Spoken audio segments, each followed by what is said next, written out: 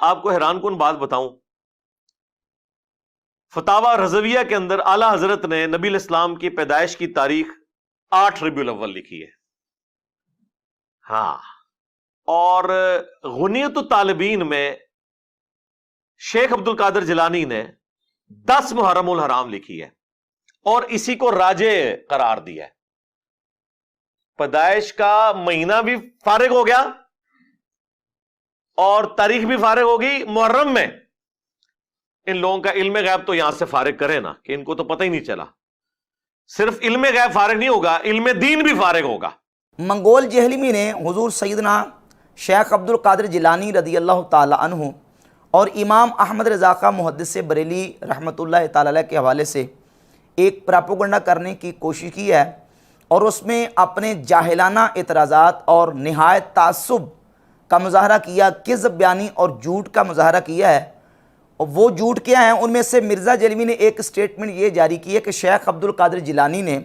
اپنی کتاب غنیت الطالبین میں نبی پاک صلی اللہ علیہ وآلہ وسلم کی ولادت کا مہینہ محرم لکھا ہے اور اس کو راجع قرار دیا ہے. یہ دنیا کا وہ بدترین جھوٹ ہے کہ مرزا قیامت کی صبح تک اس کو سچ ثابت نہیں کر سکتا. یہ غنیت الطالبین عربی والی اور یہ ترجمہ ہے وہابیوں کا، اور اس کے علاوہ دیگر جتنے تراجم ہیں آپ اٹھا کر دیکھ لیں. حضور سیدنا غوث پاک سرکار رضی اللہ تعالی عنہ نے محرم کا مہینہ میلاد مصطفیٰ کا مہینہ ہے، اس کو راجع قرار دیا ہو، ایک لفظ ایسا اس میں موجود نہیں ہے. جو عبارت ہے اس عبارت کو مرزا جیلمی نے دجل کر کے کذب بیانی اور فراڈ کر کے لوگوں کو دھوکہ دینے کی کوشش کی ہے. اس سے پہلے کہ میں اس عبارت کو سامنے لے کے ہوں، سب سے پہلے یہ بات سمجھ لیں کہ جب ہم کتب سیرت، کتب فضائل اور کتب احادیث کو دیکھتے ہیں تو ان کتابوں کے اندر رسول اللہ صلی اللہ علیہ وآلہ وسلم کی ولادت باسعادت کے حوالے سے مہینہ جو لکھا ہے وہ مختلف مہینے لکھے ہوئے ہیں. سیرت کی کتابیں اٹھا کر دیکھ لیں اور اس کا تذکرہ اعلیٰ حضرت امام احمد رضا خاں محدث بریلی رحمۃ اللہ تعالی علیہ نے فتاوی رضویہ شریف کی جلد نمبر 26 کے صفحہ نمبر 408 پہ کیا ہے. فرماتے ہیں کسی نے پوچھا کہ نبی پاک علیہ السلام کی ولادت کا مہینہ کون سا ہے؟ تو آپ نے فرمایا رجب، صفر، ربیع الاول، محرم، رمضان، سب کچھ کہا گیا اور صحیح و مشہور و قول جمہور ربیع الاول ہے. مشہور اور صحیح قول ربیع الاول کا ہے. اس کے علاوہ کہاں سب کچھ گیا ہے کہ یہ تمام مہینے جو آپ نے ذکر کیے ہیں ان میں سے محرم کا مہینہ بھی ہے. امام اہل سنت رحمۃ اللہ تعالی علیہ نے فرمایا کہ محرم کا مہینہ بھی ذکر کیا گیا، اور صرف امام احمد رضا خاں محدث بریلی رحمۃ اللہ تعالی علیہ نے اس بات کو ذکر نہیں کیا، بلکہ یہ فتح الباری شرح صحیح بخاری ہے. اس میں امام ابن حجر عسقلانی نے صحیح بخاری کی حدیث نمبر 3568 نمبر حدیث کے تحت ذکر کیا عن الزبیر ابن بکار انہ ولد فی شہر رمضان وہو شاذ. ایک شاذ قول یہ ہے کہ نبی پاک علیہ السلام کی ولادت رمضان شریف میں ہوئی. انہ ولد فی شہر رجب، ایک قول رجب کا بھی ہے. اور اس کے علاوہ یہ موہب الدنیا ہے. امام احمد قسطلانی جو کہ شارح بخاری ہیں، ارشاد الساری شرح صحیح بخاری ان کی کتاب ہے، بہت بڑے عالم، بہت بڑے امام ہیں. وہ فرماتے ہیں اس مہینے میں بھی اختلاف ہے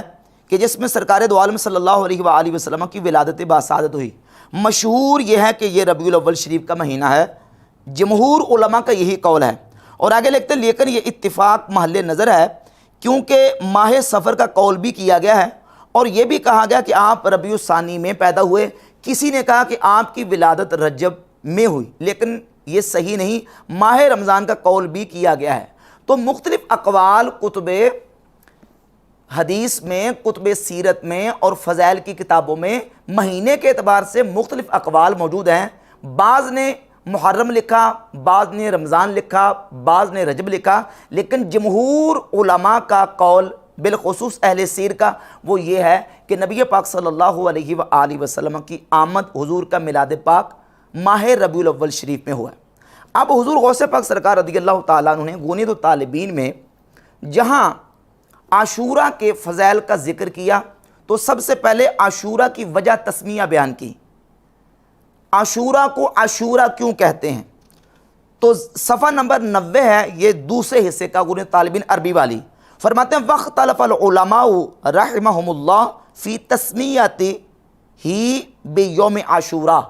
عاشورہ کے دن کو عاشورہ کہنے کے اوپر علماء کے مختلف اقوال ہیں۔ فقال اکثرہم، یہ آپ نے یاد رکھنا ہے جملہ، فقال اکثرہم، اکثر نے یہ کہا کہ عاشورہ کو عاشورہ اس لیے کہتے ہیں کہ یہ محرم الحرام شریف کی 10ویں تاریخ ہے، اس لیے اس کو عاشورہ کہتے ہیں۔ دوسرا قول یہ ہے کہ عاشورہ کو عاشورہ اس لیے کہتے ہیں کہ اس دن اللہ تبارک و تعالیٰ نے اس امت کو 10 فضیلتیں عطا فرمائیں۔ اور تیسرا کہتے ہیں وقال بعضهم، اگلا جو جملہ ہے جس کے تحت ولادت کا مہینہ محرم لکھا، کہتے ہیں وقال بعضهم، بعض نے یہ کہا، اور یہ بعض علماء اہل سنت ہی ہیں جنہوں نے محرم کا ذکر کیا، جس کا میں نے فتح الباری سے اور جو ہے وہ محب الدنیا سے، اور تیسرا حوالہ سیرت حلبیہ میں علامہ حلبی نے بھی اس کو ذکر کیا ہے کہ علماء نے نبی پاک صلی اللہ علیہ وآلہ وسلم کی ولادت باسعادت کے حوالے سے جو اقوال ذکر کیے ہیں، تو کہتے ہیں وَعَلَىٰ أَنَّهَا حُمِلَتْ بِهِ فِي أَيَّامِ التَّشْرِيقِ الَّذِي لَمْ يَذْكُرُوا غَيْرَهُ،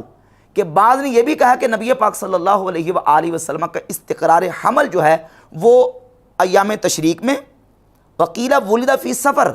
اور بعض نے یہ کہا کہ نبی پاک علیہ السلام کی ولادت سفر میں ہوئی، وَقِيلَ فِي محرم، اور بعض نے یہ کہا کہ حضور علیہ السلام کی ولادت محرم میں ہوئی، وَقِيلَ فِي عاشوراء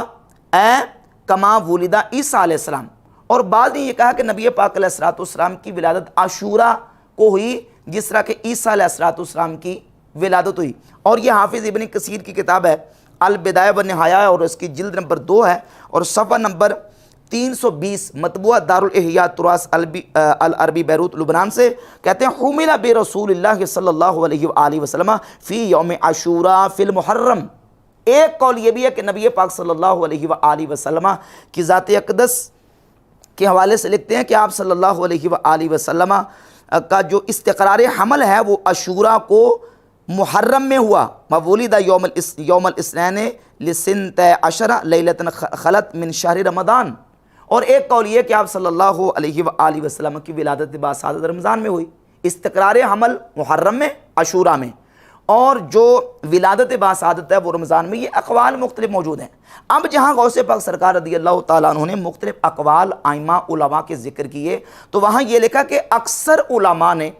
عاشوراء کی جو وجہ تسمیہ بیان کی ہے وہ یہ ہے کہ یہ محرم کا 10واں دن ہے، 10واں دن ہونے کی وجہ سے اس کو عاشوراء کہتے ہیں، یا اس دن کو امت کو 10 فضیلتیں ملی اس لیے اس کو عاشوراء کہتے ہیں۔ وقال بعضهم، اور بعض نے یہ کہا، بعض آئمہ نے، بعض علماء نے، بعض اہل سنت کے علماء نے یہ کہا انما سمی عاشوراء، کہ اس کو عاشوراء اس لیے کہتے ہیں لأن اللہ تعالی اکرم فیہ عشرۃ من الانبیاء علیہم السلام بعشر کرامات، کہ اللہ تعالیٰ نے 10 نبیوں کو اس میں 10 کرامات اس مہینے میں عطا کی ہیں، اس لیے اس کو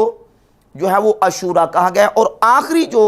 عاشرہ جو فضیلت وہ کرامت وہ بیان کرتے ہیں، والعاشرۃ ولد نبینا محمد صلی اللہ علیہ وآلہ وسلم فیہ، اور نبی پاک علیہ السلام کی اس مہینے میں ولادت ہوئی۔ یہ بعض کا قول ہے، نہ تو اکثر کا، نہ جمہور کا، اور نہ یہ غوث پاک کا مختار ہے۔ اور آگے پہ لکھتے ہیں کہ وَاخْتَلَفُوا فِي أَيِّ يَوْمٍ هُوَ مِنَ الْمُحَرَّمِ، کہ اب اختلاف اس میں ہے کہ یہ جو عاشوراء ہے یہ محرم کا کون سا دن ہے، 9 تاریخ ہے، 10 تاریخ ہے، یا 11 تاریخ ہے۔ کہتے ہیں فقال اکثرہم، اکثر نے یہ کہا الیوم العاشر من المحرم وہو الصحیح لما تقدم، کہتے ہیں جو پیچھے گزر چکا، صحیح قول یہی ہے کہ یہ محرم کی 10 تاریخ ہے، یہی صحیح ہے۔ وقال بعضهم، اور بعض نے یہ کہا هو الحادی عشر منہ، اور بعض نے یہ کہا ہے کہ یہ 11 محرم ہے۔ ونقل عن عائشہ رضی اللہ عنہا انہ هو التاسع منہ، اور سیدہ عائشہ رضی اللہ تعالیٰ عنہ سے نقل کیا گیا ہے کہ یہ 9 محرم ہے۔ تو عاشوراء کی وجہ تسمیہ، پھر عاشوراء کا دن کون سا ہے، یہ تمام تفسیرات بیان کی ہیں غوث پاک سرکار رضی اللہ تعالیٰ نے۔ اب یہاں مرزا نے جس بات کو راجح کہہ کے غوث پاک سرکار رضی اللہ تعالیٰ عنہ کی طرف منسوب کیا ہے وہ جملہ اگلا ہے، وہ یوم عاشوراء کے 10 محرم الحرام کے دن ہونے کے حوالے سے راجح قول یہ ہے کہ 10 محرم الحرام کا دن ہی عاشوراء کا دن ہے، اس کے بارے میں لکھتے ہیں کہ وہ صحیح اور وہ راجح ہے۔ اور مرزا جیلمی جو ہے اردو بھی جاہل نہیں پڑھ سکتا، اس نے جو اگلا مسئلہ ہے اس کو پچھلے کے ساتھ ملا دیا، اس قدر بددیانتی اور اس قدر جو ہے نا وہ خیانت اور دھوکہ دہی سے مرزا جیلمی جو ہے وہ کام لیتا ہے۔ رہ گئی بات امام اہل سنت اعلیٰ حضرت فاضل بریلی محدث بریلی رضی اللہ تعالیٰ کی ذات گرامی قدر کی، تو امام احمد رضا خان محدث بریلی رضی اللہ تعالیٰ عنہ نے فتاوی رضویہ شریف میں اسی طریقے سے اقوال ذکر کیے ہیں۔ اب دیکھیں ایک محدثین کا جو وہ موقف ہے، ایک اہل سیر کا موقف ہے، اور ایک اہل زیجات کا موقف ہے۔ یہ بھی ایک فن ہے اہل زیجات، جو فلکیات اور نجوم سے وابستہ ہیں، جو اہل فن لوگ جو جداول اور نقشوں کی مدد سے اور سیاروں کی چال کے ساتھ وہ تاریخ کا تعین کرتے ہیں، یہ اہل زیجات ہیں۔ چونکہ اعلیٰ حضرت امام اہل سنت رحمۃ اللہ تعالی علیہ کو علم زیجات، علم فلکیات کے اوپر بھی پوری مہارت تامہ اور کامل دسترس اور عبور حاصل تھا۔ امام اہل سنت نے محدثین کے اقوال بھی ذکر کیے، اہل زیجات کا موقف بھی بیان کیا کہ اہل زیجات کا موقف یہ ہے کہ نبی پاک علیہ الصلوۃ والسلام کی ولادت باسعادت 8 ربیع الاول کو ہی، اور کہتے ہیں میں نے جب علم زیجات کے ذریعے اس کو معلوم کیا تو یہی ثابت ہوا کہ علم زیجات کی روشنی میں 8 ربیع الاول ہی بنتی ہے۔ لیکن جب ہم تاریخ کی بات کرتے ہیں تو امام اہل سنت رحمۃ اللہ تعالی علیہ فرماتے ہیں تاریخ کے مسئلے میں، بالخصوص سیرت مصطفیٰ کریم علیہ الصلوۃ والسلام کے مسئلے میں جو قول معتبر ہوتا ہے وہ اہل سیر کا ہوتا ہے، یعنی سیرت نگاروں نے، نبی پاک علیہ الصلوۃ والسلام کی جنہوں نے سیرت لکھی ہے ان کے موقف کو لیا جاتا ہے اور انہی کے قول کو مختار مانا جاتا ہے۔ تو پھر وہاں فتاوی رضویہ کی جلد نمبر 26 کے صفحہ نمبر 411 پہ لکھتے ہیں کہ سائل نے یہاں تاریخ سے سوال نہ کیا، اس میں اقوال بہت مختلف ہیں، تاریخ کے والے سے، ولادت کی تاریخ کے والے سے اقوال مختلف ہیں، 2، 8، 10، 12، 17، 18، 22 7 قول ہیں، مگر اشہر و اکثر و ماخوذ و معتبر 12ویں ہے، یعنی جو معتبر ہے، جس کا اعتبار کیا گیا، جس کو لیا گیا، اور جو مشہور قول ہے اہل سیر کے نزدیک وہ کیا ہے، 12ویں ربیع الاول کی 12 تاریخ۔ مکہ معظمہ میں ہمیشہ اسی تاریخ مکان مولد اقدس کی زیارت کرتے ہیں، کما فی المواہب والمدارج، جیسا کہ مواہب الدنیا اور مدارج النبوہ میں ہے، اور خاص اس مکان جنت نشان میں اسی تاریخ مجلس میلاد مقدس ہوتی ہے۔ اور پھر علامہ قسطلانی اور فاضل زرقانی کے حوالے سے فرماتے ہیں مشہور یہ ہے کہ حضور انور صلی اللہ علیہ وآلہ وسلم 12 ربیع الاول بروز پیر کو پیدا ہوئے، امام المغازی محمد بن اسحاق وغیرہ کا یہی قول ہے، اور یہی قول مشہور و معتبر اور جو وہ ماخوذ ہے، اور یہی جو قول لیا گیا، اور یہی اہل سیر کا جو ہے وہ متفقہ فیصلہ ہے۔ اب امام اہل سنت رحمۃ اللہ نے واضح طور پر لکھ دیا کہ 12 ربیع الاول کا قول مشہور، معتبر اور ماخوذ ہے، لیکن مرزا کس دجل کے ساتھ، کس جھوٹ کے ساتھ، وہ جو پچھلی عبارت ہے جہاں بلکہ اگلے صفحے پہ 412 صفحے پہ جو اہل زیجات کا اعلیٰ سے موقف لکھا اور بیان کیا کہ اہل زیجات کے نزدیک جو ہے وہ 8 بنتی ہے، اور اس فن کے مطابق 8 ہی بنتی ہے، لیکن قول معتبر کن کا ہوگا، اہل سیر کا، تاریخ دانوں کا اور سیرت نگاروں کا، اور اسی کے مطابق اہل ایمان، اہل اسلام عمل کرتے ہیں۔ اور پھر مرزا جیلمی نے حضور غوث پاک سرکار رضی اللہ تعالیٰ کے حوالے سے یہ بھی کہا کہ نعوذ باللہ تعالیٰ اس سے ان کا علم غیبی فارغ ہو گیا اور ان کا علم دین بھی فارغ ہو گیا۔ یہ تو دیکھیں 12 ربیع الاول تاریخ تو جو ہے وہ دلائل النبوہ امام بہقی میں لکھی ہوئی ہے، اور شیخ عبد القادر جیلانی کو یہ پتہ نہیں چل سکا، لیکن خود جہالت کا یہ عالم ہے کہ جو ہے نا وہ اردو عبارت پڑھنی مرزا جیلمی کو نہیں آ رہی، اور اس اردو عبارت کا مطلب سمجھ نہیں آ رہا کہ غوث پاک سرکار رضی اللہ تعالیٰ کی ذات گرامی نے کس انداز میں اس قول کو نقل کیا ہے۔ قالا بعضهم کہہ کے کہ بعض کا یہ قول ہے، اکثر کا یہ قول نہیں ہے، اکثر تو دوسری طرف ہے۔ جہاں تک رہ گئی حضور غوث پاک سرکار رضی اللہ تعالیٰ عنہ کے علم کی بات، تو حضور غوث پاک سرکار رضی اللہ تعالیٰ عنہ علوم ظاہری اور باطنی کے اتنے بڑے عالم تھے کہ ائمہ محدثین سے پوچھیں، جو بڑے بڑے علماء ہیں ان سے پوچھیں۔ یہ حافظ ذہبی کی کتاب سیر اعلام النبلاء 15ویں جلد میں حضور غوث پاک سرکار رضی اللہ تعالیٰ عنہ کے جس انداز سے انہوں نے تذکرہ کیا، یہ حافظ ابن رجب کی کتاب طبقات الحنابلہ، اس میں غوث پاک سرکار رضی اللہ تعالیٰ کا جس انداز سے تذکرہ کیا پوری تفصیل ہے موجود۔ یہ حافظ ابن کثیر کی کتاب ہے البدایہ والنہایہ، حافظ ابن کثیر نے البدایہ والنہایہ میں غوث پاک سرکار رضی اللہ تعالیٰ کا جس انداز سے تذکرہ کیا، نہیں تو ابن تیمیہ کو دیکھ لیں، ابن تیمیہ جو ہے اس نے باقاعدہ حضور غوث پاک سرکار رضی اللہ تعالیٰ کی کتابوں کی شرح کی ہوئی ہیں، یہ فتاوی ابن تیمیہ ہے۔ تو غوث پاک سرکار رضی اللہ تعالیٰ کی ذات اقدس کا علم جو ہے یہ مرزا جیلمی خود مانا ہے کہ وہ بہت بڑے عالم تھے۔ شیخ عبد القادر جیلانی رحمہ اللہ تعالی المتوفی 561 ہجری، جو 6 صدی ہجری میں ایک بہت بڑے عالم دین تھے، لیکن یہ ہے کہ لوگوں کو کس طریقے سے جو ہے وہ جاہلانہ کارروائی کر کے ان کے دلوں میں اولیاء اللہ کا بغض اور ان کا عناد بھرنے کی کوشش کر